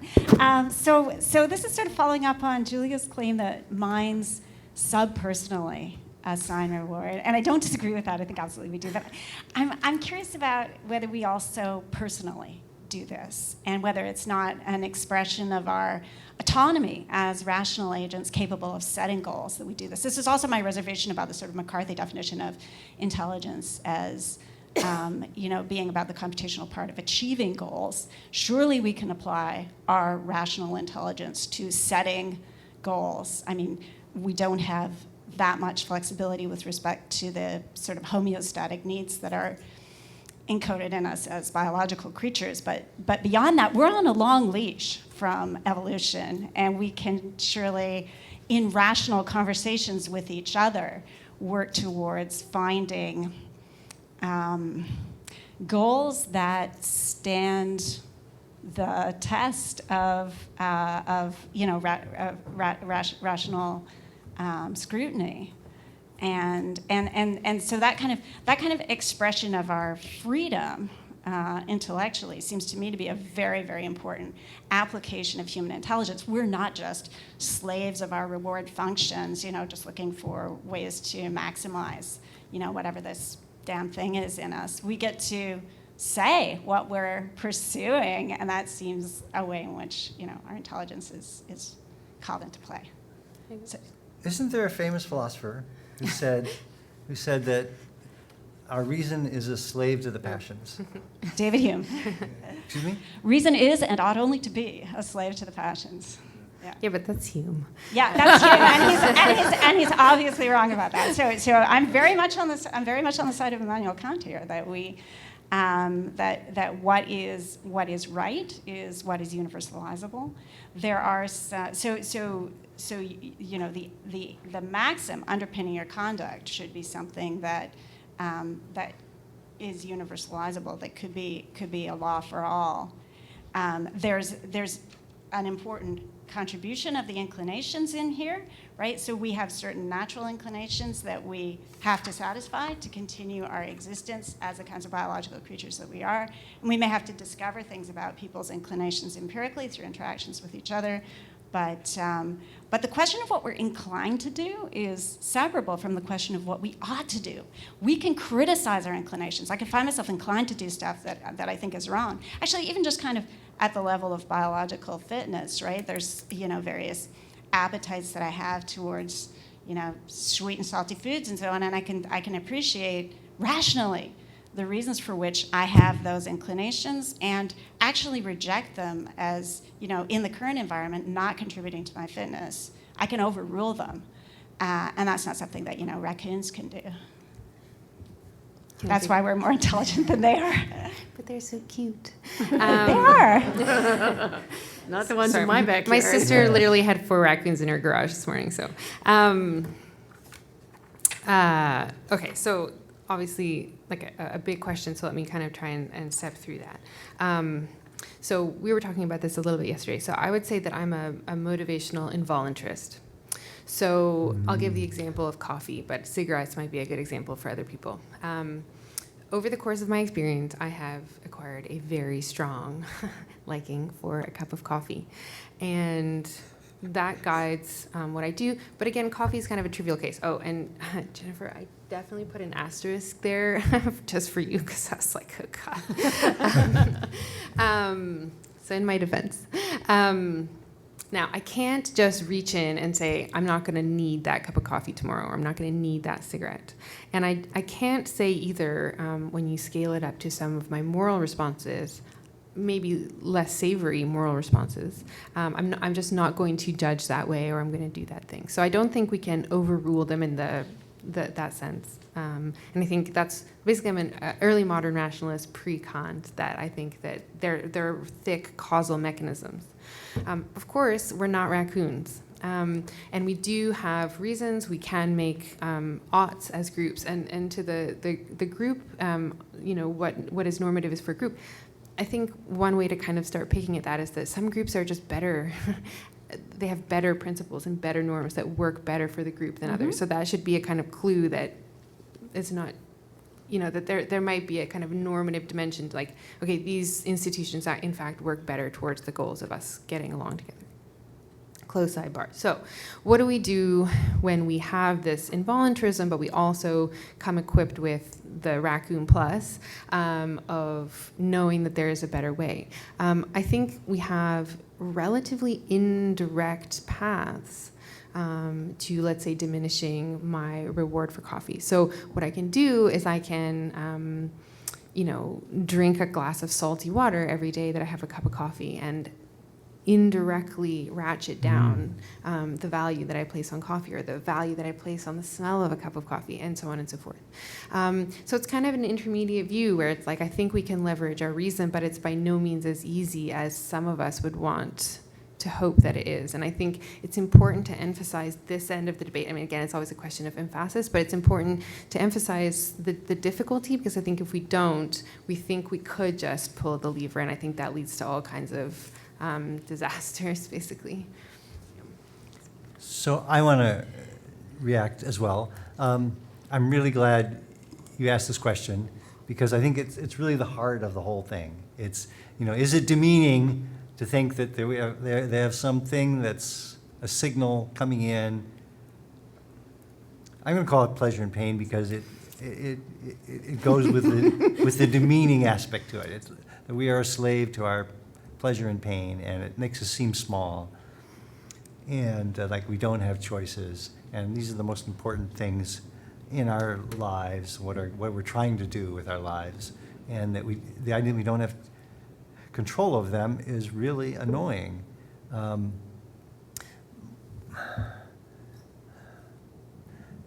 But I think it absolutely is true, and it's true in kind of a definitional sense, because when you say you have a reason for something, you mean, I do this because I'm trying to do this. And obviously, throughout our lives, we have reasons like that. I'm going to work to earn money. I'm trying to earn money, so I'll raise a family. I'm trying to raise a family because I enjoy certain activities and I want to see things happening. We have many, many reasons, and we're used to that, but we also should acknowledge that eventually it has to stop. You know, you have reasons for things, but eventually there's some final thing that doesn't have any reason for it, or at least that's maybe the standard way to think about things in science. I don't know, you know, it's the old thing about the oughts and the ises. You can't derive, by learning about the world, you cannot really derive what you should want. There is one standard philosophical view. I can't do it justice, but it's the view that you can't derive an ought from an is, and that so you have to have some ultimate oughts that are given, and those ultimate oughts are the things that we can't choose. So there must be something that we can't choose. And that's what the reward is meant to be. It's the one thing that we can't choose. It comes from outside. And outside just means we can't choose it. And so since that has to be true, I think even though it feels demeaning, that we should get used to it and stop feeling that it makes it demeaning. We have something that we ultimately want. And so we're ultimately, and it's individual and in some sense selfish. And I think that if you embrace that, it's kind of liberating, you know? Different people are different, they want different things.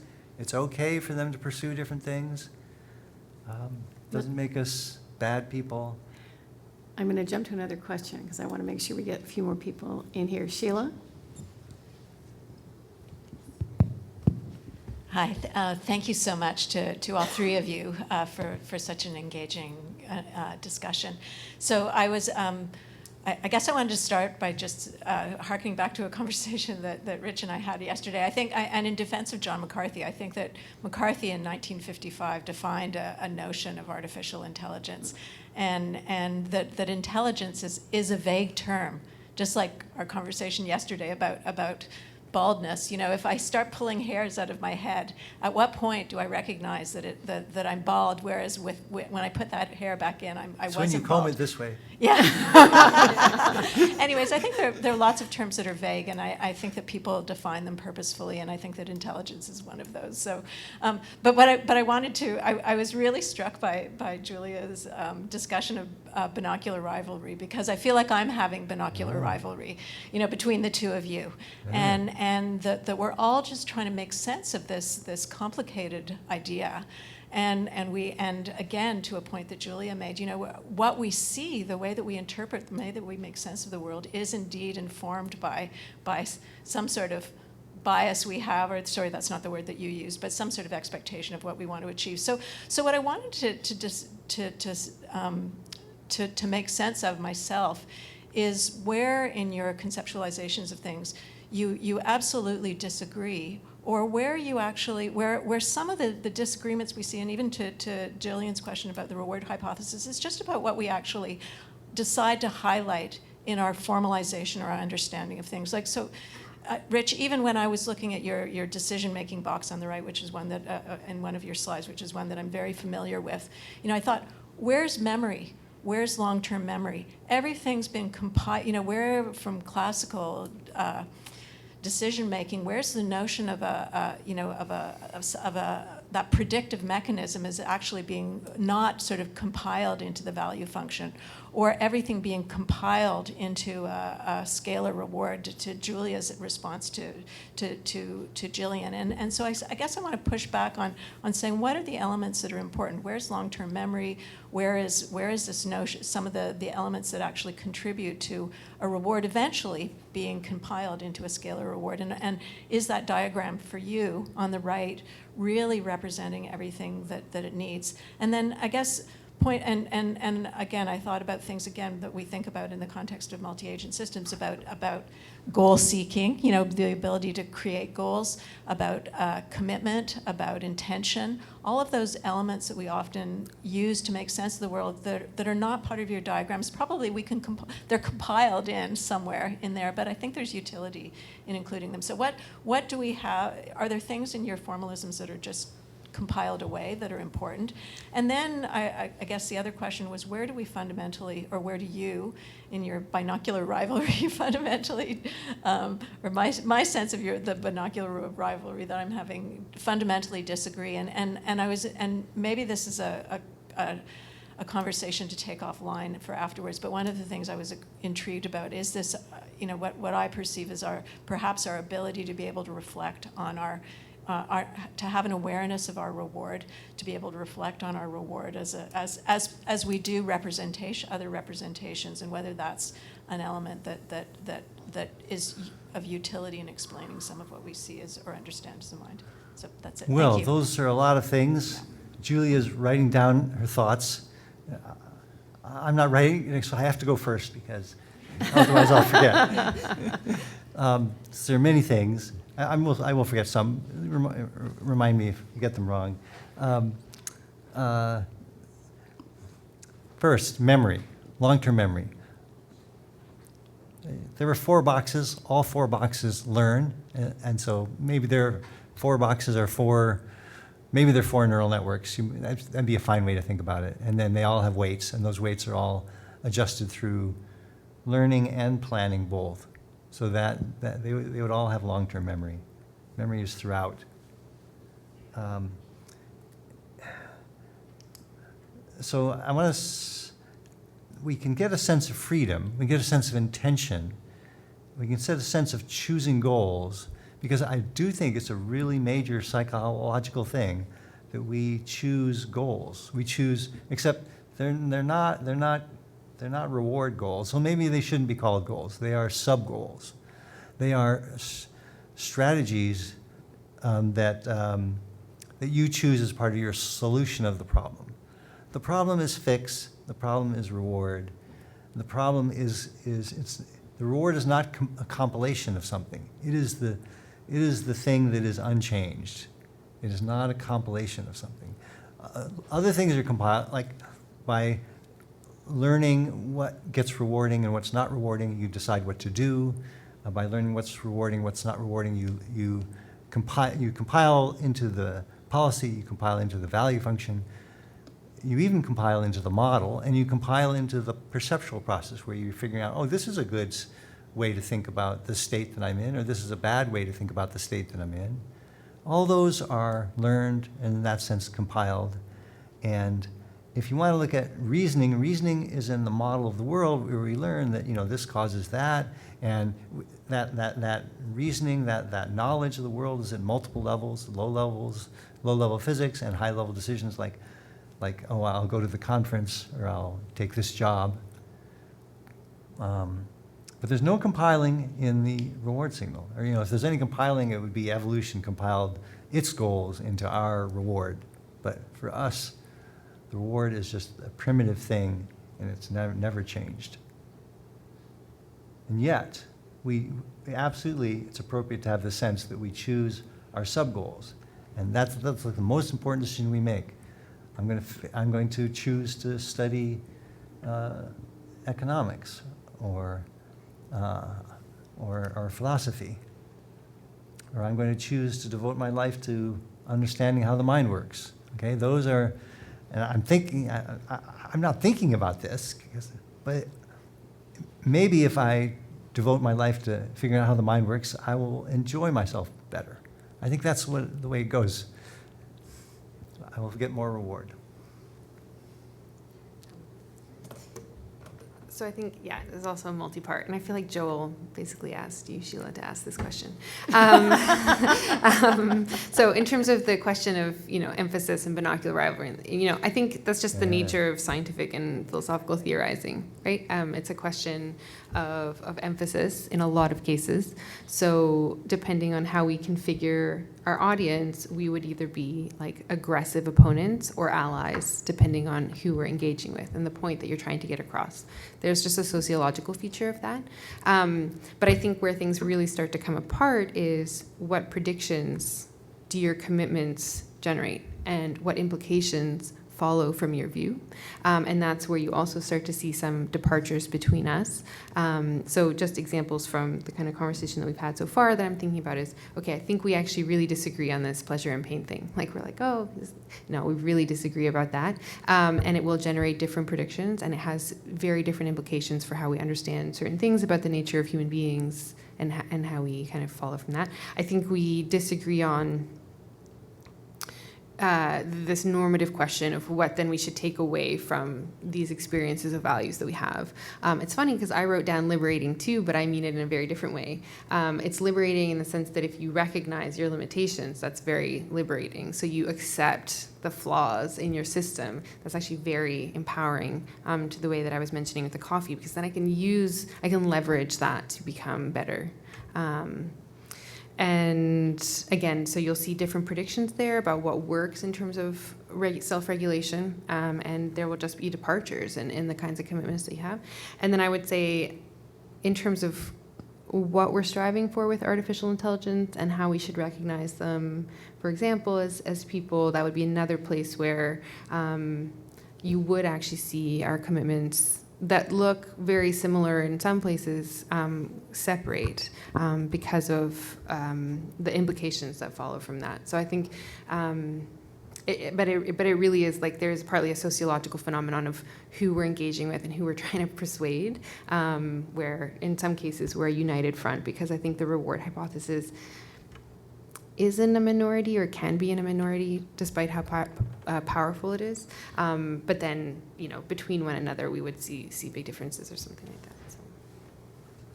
Great. Thank you. This may be our last question. We'll see. Yeah, this was a really fascinating talk. I don't have a specific question in particular, but I do want to ask, in the interests of internalizing reward and self-regulation, I think those things you brought up, if it's not beyond the scope of your research, I wanted to ask about reward hacking and the idea of Goodhart's law, which is when the measure becomes a target, it ceases to be a good measure. I'm really interested in hearing if you have any thoughts on that. I don't know if I heard everything, but reward hacking definitely happens to people. Maybe that's what drug abuse is about.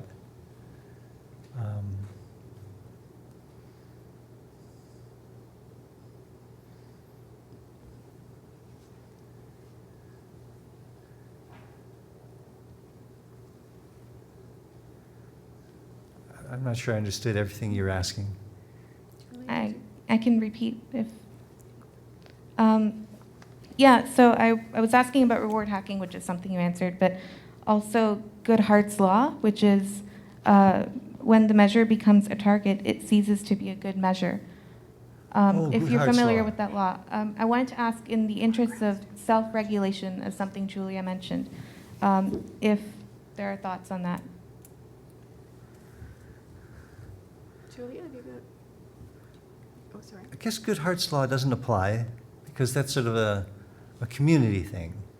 The measure gets manipulated by actors. But if it's your own measure inside your head, it doesn't get lost in its importance in that way. Self-regulation, it's super important. See, binocular rivalry, the two different views, that's the most important thing that's going on here. That, it's ugly to think that we're just doing one number, pain and pleasure, or whatever it is, rather than the grander views we have of ourselves. But they're both true. We have to self-regulate. We have to decide what is our defining goal. And we have to decide, but I've just said we don't have to decide because it's given and it's in it and it's in us. But we don't know what it is, and besides, there's many senses in which the values are more important than the rewards. The rewards are the ultimate determination, but the values are what the consequences of that come about in interaction with the world. In interaction with the world, I figure out that the thing I need to do in order to get the most reward I have to figure that out. The fact that the rewards are fixed doesn't help me, doesn't inform me about what I should do in the world. To decide what to do in the world and what I should say to myself and say to others is my goal. That will be all about value, and values come out through the complex interaction with the world. And what is actually going to make me happier in the long run? You know, the rewards can't tell you that. The rewards just tell you when you get there, I'll tell you if you're happy or not. You know, they can't tell you what you should do, and they can't tell you. So you have to decide, you know, which career to have and which person to be involved in, and all those subtle, hard decisions. The fact that it's fixed doesn't help you make those decisions. You still have to do those. Yeah, I think I probably also will, and I'm looking at the clock, will also only address part of your question, but I do think reward hacking occurs in people. I think addiction is kind of the edge case of that. But I'm wondering whether you would also find there's a philosophical literature, maybe just one philosophical author, on this idea of value capture. So I think one of the examples given in the phenomenon of value capture is people wear like a Fitbit. And the Fitbit tracks the number of steps that you take. And obviously you need to take steps in order to maintain your health, or like whatever the man tries to tell you. And no, I'm just kidding. It's probably important. But people become obsessed with getting their steps. If they go for a walk and they don't have their Fitbit, it didn't count. And that's an example of value capture. That's obviously like a very sort of relatively cute example of value capture, but I think this is something that happens like professionally, right? It happens like if we have certain goals, like, you know, the pursuit of knowledge or contributing to, you know, but we value capture in publications or whatever, you know, lots of cases across, it's not just an academic phenomenon. This is something that happens across different aspects of human life. I don't know if that's exactly what you're getting at, but in terms of self-regulation, I think understanding, again, the understanding is extremely powerful, because if you recognize what's happening, you can regulate around that. So I think just based on our conversation a little bit yesterday, based on your interest, I was wondering whether value capture might be something that you were also interested in looking at, which is just a kind of nuanced version of how that happens in everyday life, I think. Thank you. Well, this is we are at 2 hours, folks. So we're gonna call it here. But we have a 30-minute coffee break now. So I'll invite you to join us. And I'm actually going to ask that you let our speakers move to the coffee room before asking them questions, so they don't get trapped here, which I've started to notice. And do come back with us at 11:30. We have Avi Goldfarb, Daniel Rock, and Frank Reductionist in machine learning in the workplace, which will be as riveting as this one. Thanks so much also to Julia.